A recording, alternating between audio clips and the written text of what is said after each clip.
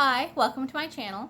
Following this announcement, you will see my June BoxyLuxe unboxing. However, at the time I filmed the unboxing, I apparently had a total mental snafu and thought I was unboxing my June BoxyCharm and that my BoxyLuxe came in July, which is total nonsense and I have no idea what I was on. But when you hear some weird comments to that effect, I got no explanation. But it is my BoxyLuxe, and yeah, let's get to it. Hi, welcome to my channel. Today we are going to be unboxing the June BoxyCharm. It is shockingly heavy, so I am super curious to see what's inside. So for those who don't know, BoxyCharm is a monthly subscription. It is $21 a month. So without any further ado or blathering on from me, I'm going to cut into this box.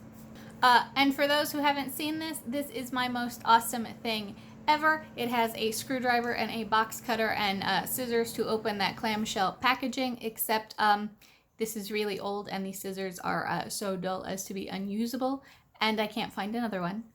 But yeah, this is the trusty tool that safely gets me into all my boxes. Okay, so the first thing in my BoxyCharm is the card that has the contents on, except it is a little worse for the wear. Nevertheless, we will set it aside and come back to it at the end of the video.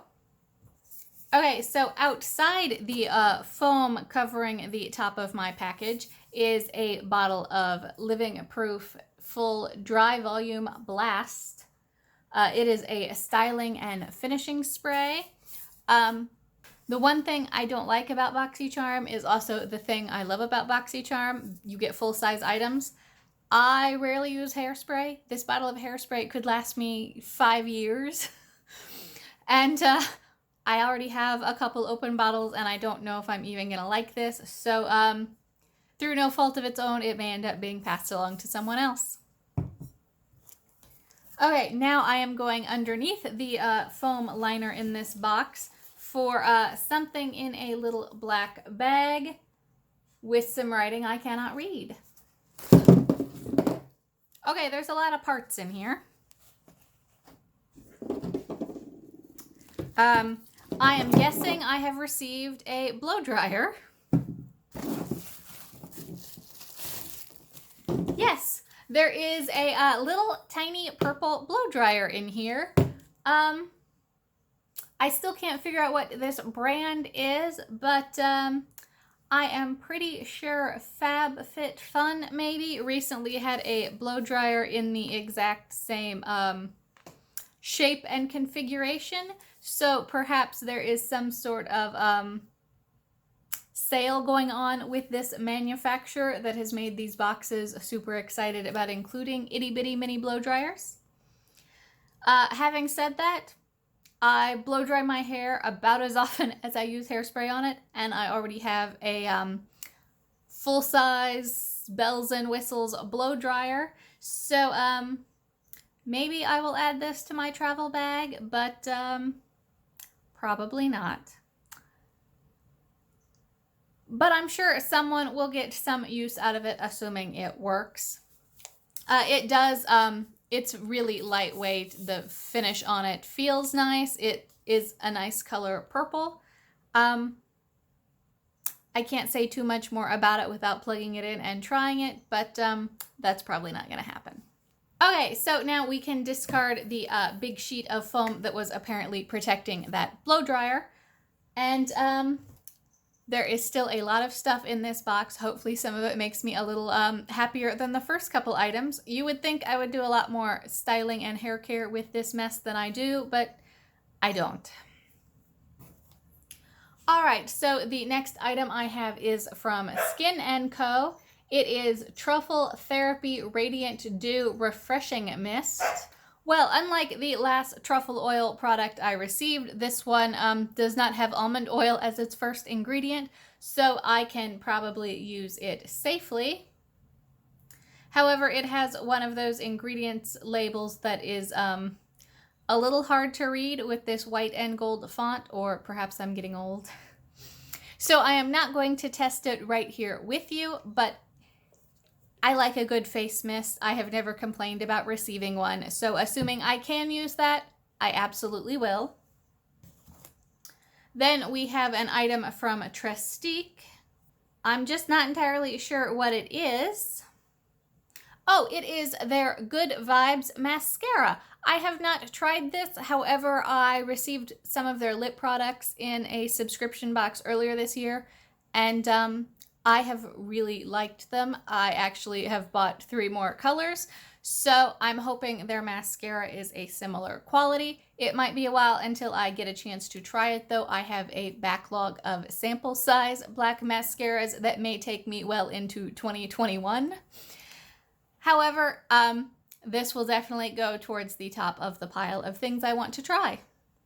Okay, my light was dying and I swapped in a new one, so I may or may not have just suddenly gotten a little brighter as I edit this together.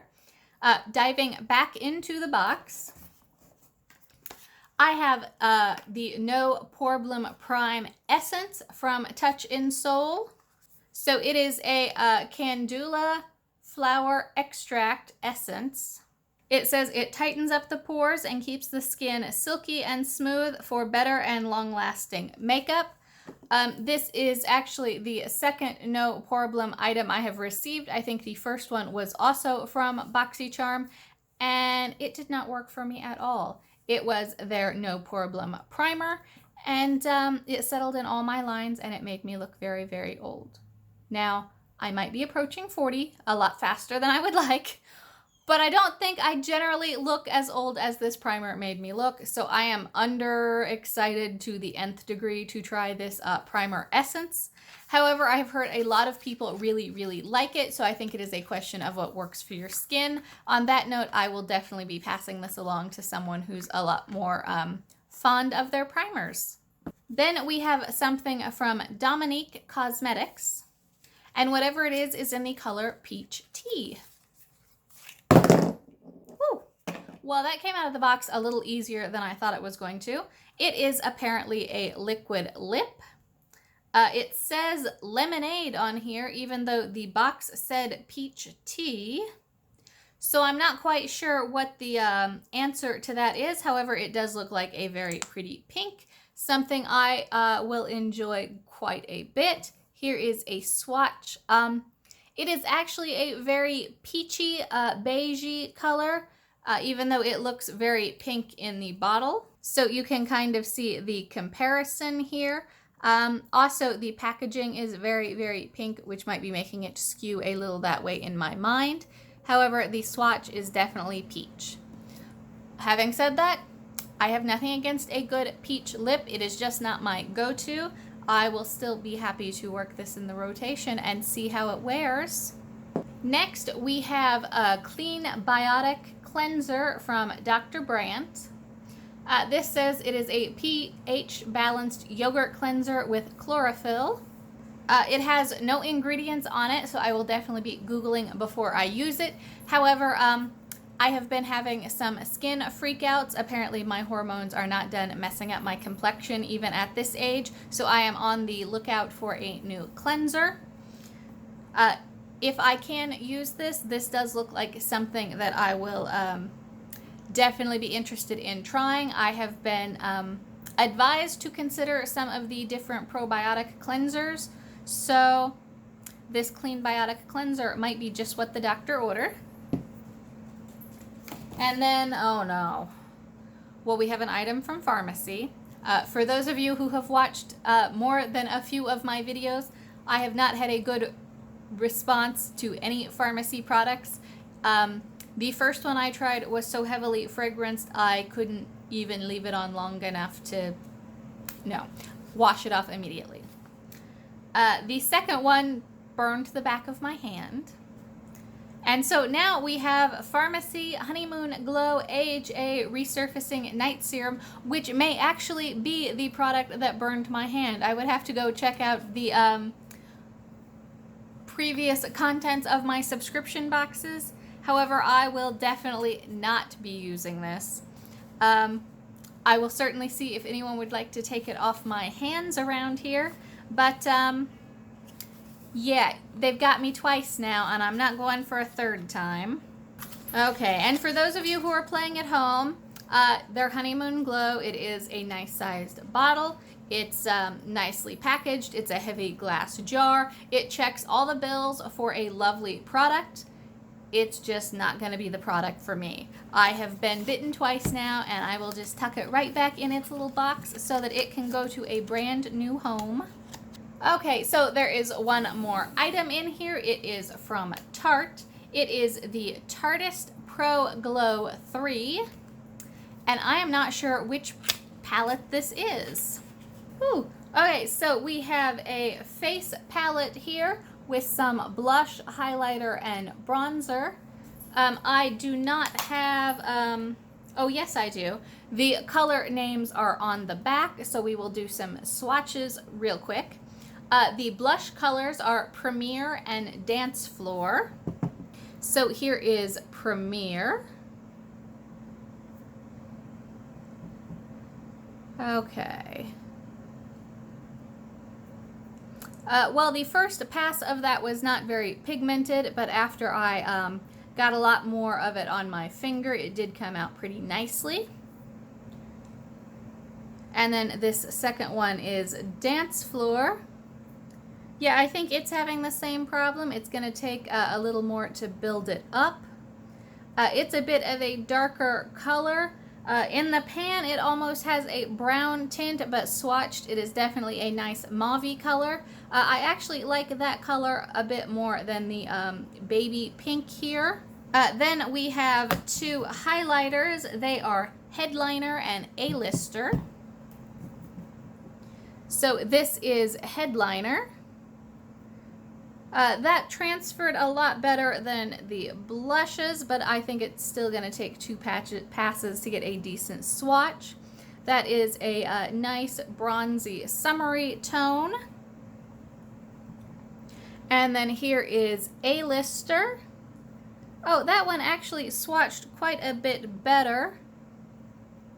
It is a darker color, but it's not quite so heavily pigmented. It's just giving quite a bit of neutral shine.